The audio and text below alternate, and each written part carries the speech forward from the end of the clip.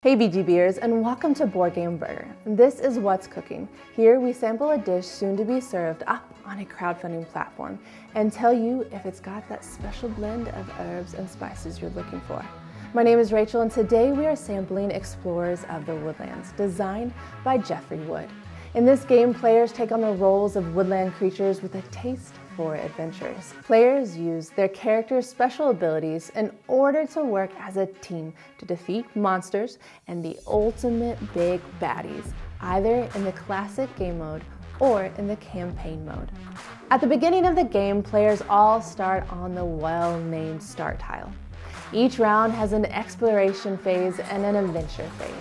In the exploration phase, the active player draws a forest tile and adds it to the forest, keeping in mind that tiles must be placed making the most connection as possible. Some tiles have monsters, treasure, events, thorns, a vortex, campfire, and even wells printed on them.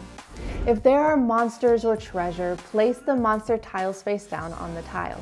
Treasure and event markers are also placed. After all players have revealed and placed a tile, it's time for the adventure phase. The current player takes the 4 hero dice in their hand and chucks them. As long as you place a die on your player board, you can re-roll any leftover dice. Some spots on the player board allows for multiple dice and others have a limit.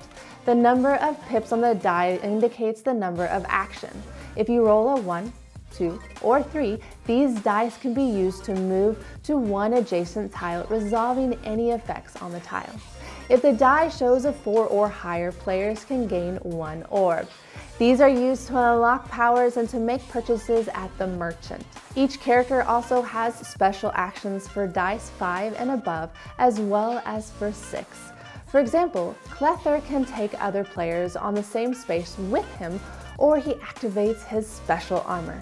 Lastly, players can take any 2 hero dice and trade them for the die matching the color on their player board. These are called power dice. Some monsters have weaknesses or even strengths against dice, which are listed on the monster tile. Players can also have up to 3 cards, some with one-time use and others can be used once per round. Combat in the Explorers of the Woodlands is quick and snappy. If a player moves onto a tile with monsters, you combat them by flipping them over.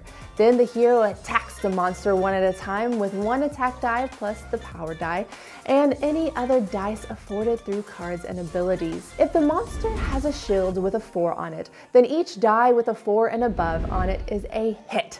If the monster has 2 hits, you must roll 2 hits to defeat it. If you defeat it, gain the bonus printed at the bottom.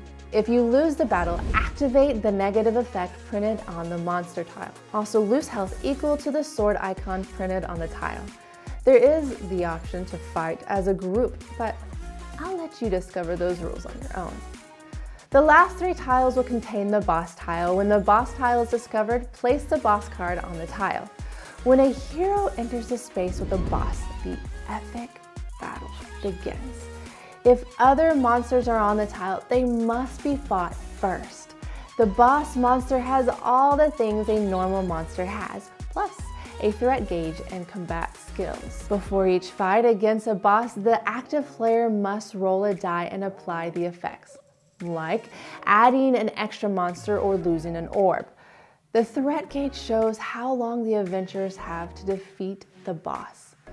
Threat advances after each turn, after each round, and based on his skill's effects. If the boss is still alive and the marker reaches to the end of the threat gauge, the game is over and the players have lost. Explorers of the Woodlands is a great kid-friendly introduction to the vast world of dungeon crawlers and adventure games. It is listed as 10 and up, but my 9-year-old Uriah had no problems playing the game. I think that the classic game mode is a great way to familiarize yourself with the rules, but I believe the greatest treasure will be in the campaign mode. Ark and I loved playing through the games that tell kids a story. Unfortunately, as this game is a prototype and the story is still being translated from French to English, and since I can't speak French. I can't speak to the quality of the story just yet. But if it's as cool as the characters that have been created, I'm sure the story will be awesome. The things I like about this game are the animated style artwork and that turns and combat are snappy. No complicated combat rules, as they are simple enough that my kids know exactly what they have to do to defeat monsters and bosses. I like individual abilities of the characters, but what I like the most is that the game does not overstay its welcome. This is the secret sauce in keeping kids and even adults interested in this game. Many adventure games make it hard for me to get excited about it because the playtime lasts forever. This eventually killed my opinion of Gloomhaven, which made great innovative strides in the gaming world. But the downtime, guys, was way too heavy and the scenarios often lasted way too long if you played with more than 2 players. Some of the improvements though, and Explorers of the Woodlands, we have spoken to the designers about, and we feel that all the bosses should be stronger.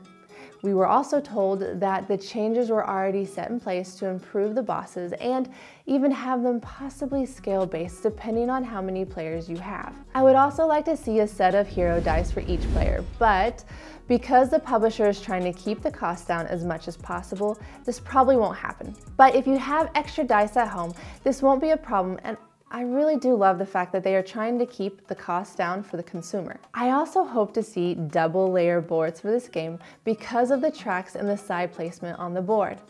Double layer would really help components not become displaced during the game. Plus, you all know that double layer boards are the grilled onion to my perfect cheeseburger. My hope is that they are added as a stretch goal or included in the game already. As an add-on, I believe double layer boards wouldn't be good because they provide a functional benefit over all gameplay. I am so looking forward to seeing how the final product looks at the end of the campaign. I can recommend this game to any Ameritrash game lover who likes straightforward combat and good artwork, all at a great price. Also, anyone who wants to introduce this style of game to their family, including small kids, ages 9 and above. If that's you, use the description below and show them some support. We will see you there. If you found this video helpful, like it and subscribe. Your support is what keeps us going.